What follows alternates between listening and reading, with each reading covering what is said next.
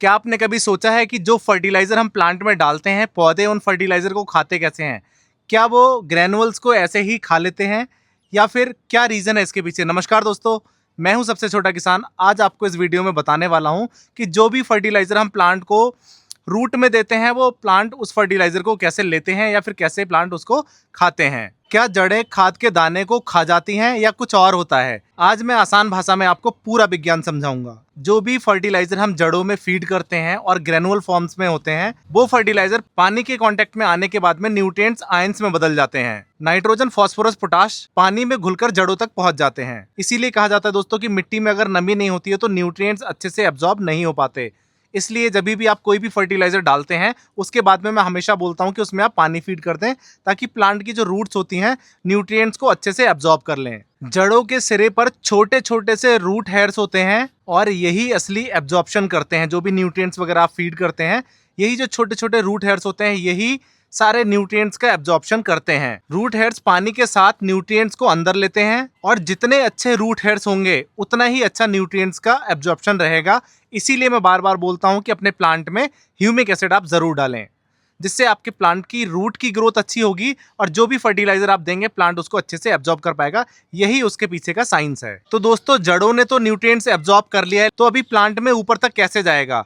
तो प्लांट में दोस्तों जो स्टेम होता है, उसके अंदर एक जाइलम होता है। जो जाइलम होता है वही न्यूट्रिएंट्स को ट्रांसफर करने का काम करता है। वो न्यूट्रिएंट्स को रूट से लेकर और स्टेम तक लेकर जाता है और अपनी सारी ब्रांचेस तक पहुंचाता है। उसी से आपको जो भी आउटकम प्लांट में दिखते हैं, जैसे अच्छे फ्लावर्स आपको दिख रहे हैं, प्लांट की हेल्थ अच्छी दिख रही है, तो ये सारा काम जाइलम का है। वो एक ट्रांसपोर्टेशन का काम करता है। फिर जो जाइलम होता है दोस्तों, टहनियों से पत्तियों में, पत्तियों से दूसरी ब्रांच में, उसके बाद फूलों में और उसके बाद फलों तक सारे न्यूट्रिएंट्स को पहुंचाता है। और इसीलिए कहते हैं कि जड़ें स्वस्थ होंगी तो आपका पूरा प्लांट स्वस्थ होगा। और अभी हमारे भाई बहनों के माइंड में एक चीज और आई होगी कि हम स्प्रे करते हैं, उस समय तो रूट में फर्टिलाइजर नहीं जाता है। तो भाइयों बहनों, पत्तियां भी कुछ न्यूट्रिएंट्स को एब्जॉर्ब कर पाती हैं और इसी वजह से माइक्रो न्यूट्रिएंट्स और सीवीड जल्दी से असर दिखाने लगते हैं। लेकिन फॉलियर स्प्रे सॉइल फर्टिलाइजर की जगह कभी भी नहीं ले सकते, ये भी एक सच है। एक क्वेरी सबके माइंड में ये भी आती होगी कि हमने फर्टिलाइजर तो अभी डाला है, लेकिन हमको रिजल्ट इमीडिएट क्यों नहीं मिलते? जैसा कि मैंने आपको पहले बताया कि न्यूट्रिएंट्स को पहले डिसॉल्व होना पड़ता है,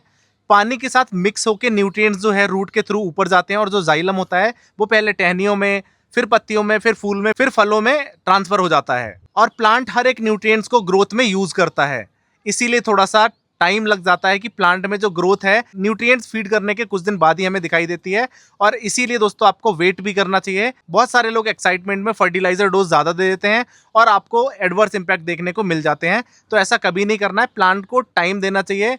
जो हम हमेशा बोलते हैं, प्लीज टेक योर टाइम, तो टाइम हमेशा देना है, प्लांट को भी देना है और हमको भी टाइम लेना है। उससे जो प्लांट की ग्रोथ है काफी शानदार देखने को मिलेगी। तो दोस्तों, वीडियो को और इन्फॉर्मेटिव बनाने के लिए इसमें मैं बता देता हूं कि किन किन कारणों से फर्टिलाइजर वेस्ट हो जाते हैं। अगर आप ड्राई सॉइल में फर्टिलाइजर फीड करेंगे तो आपके फर्टिलाइजर हमेशा वेस्ट हो जाएंगे, क्योंकि जैसा कि मैंने आपको स्टार्टिंग में बताया है, फर्टिलाइजर पहले डिसॉल्व होने चाहिए पानी के साथ में, उसके बाद ही जो रूट्स हैं फर्टिलाइजर को इनटेक कर पाती हैं और प्लांट को सर्व कर पाती हैं। ओवर वाटरिंग से आपके फर्टिलाइजर वेस्ट हो जाते हैं क्योंकि वो फ्लश आउट हो जाते हैं। अगर आपकी रूट डैमेज्ड है तो आपको पता है दोस्तों कि रूट ही है जो उसको एब्जॉर्ब करेगी। अगर रूट ही डैमेज्ड है तो आपका फर्टिलाइजर अच्छे से एब्जॉर्ब नहीं हो पाएगा। अगर आपके सॉइल का पीएच लेवल भी डिस्टर्ब्ड है और सही नहीं है, उस केस में भी न्यूट्रिएंट्स अपटेक कम हो जाते हैं। और दोस्तों, सबसे कॉमन मिस्टेक, जरूरत से ज्यादा फर्टिलाइजर देना। सॉइल में सॉल्ट बिल्टअप होने लगता है और जिससे प्लांट जो है शॉक में चला जाता है। ये एक फर्टिलाइजर का सबसे बड़ा वेस्टेज है। और दोस्तों, प्लांट में अगर वाटर लॉगिंग होने लगी है,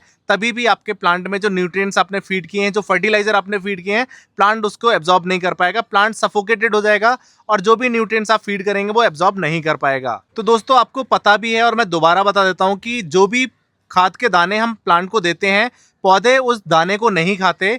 वो जो दाने हैं मिट्टी में अच्छे से डिसॉल्व हो जाते हैं पानी की सहायता से। उसके बाद में हेल्दी रूट्स उस न्यूट्रिएंट्स को प्लांट में ले जाती हैं और जो जाइलम होता है वो स्टेम के बाद में पत्तियों में, पत्तियों के बाद फूल में और फल तक उसको ट्रांसफर करता रहता है सारे न्यूट्रिएंट्स को। तो रूट बहुत हेल्दी होनी चाहिए अगर आपको फर्टिलाइजर के रिजल्ट चाहिए। इसलिए मैं आपको बोलता हूं कि प्लांट में ह्यूमिक एसिड जरूर डालें। तो आपको शायद इस वाली वीडियो से बहुत सारी चीजें क्लियर हो गई होंगी। क्लियर हो गई हैं तो दोस्तों, इसमें मोटिवेट करने के लिए आप कुछ लिख भी सकते हैं। और अगले टॉपिक पे अगर आपको वीडियो चाहिए तो आप किसी भी फर्टिलाइजर का नाम भी लिख सकते हैं। जिस कमेंट पे सबसे ज्यादा लाइक आएंगे उस कमेंट पे अगला वीडियो बनाया जाएगा। Thank you.